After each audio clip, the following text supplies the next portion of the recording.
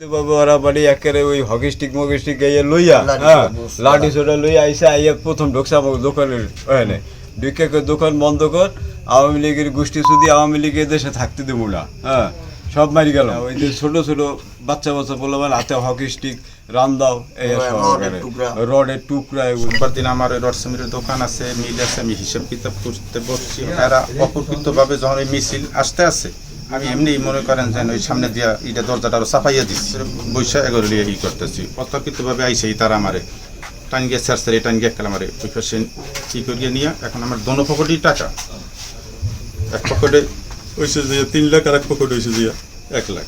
এক পকেট মোটামুটি আমি সেফ রাখতে পারছি টাকা, আর এক পকেটের টাকা আমি সেফ রাখতে পারিনি। আমলিগের কথাকে গালাগালি করে চেয়ারম্যানকে একে ধামধাম করে 20-25 জন লোক ঢুকছে, আমরা 2-3 জন চিনি।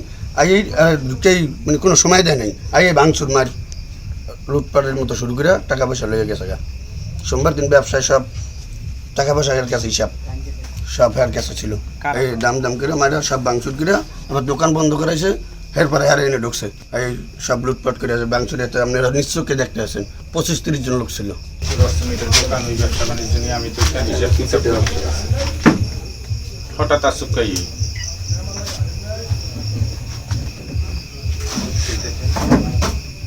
ওখানে যাইবে আল্লাহ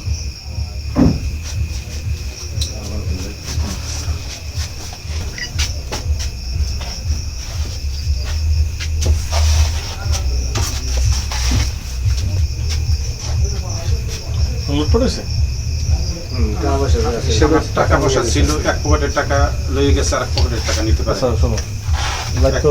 এক পকেটের টাকা আমার আছে, আর এক পকেটের টাকা আমার লয়ে গেছে।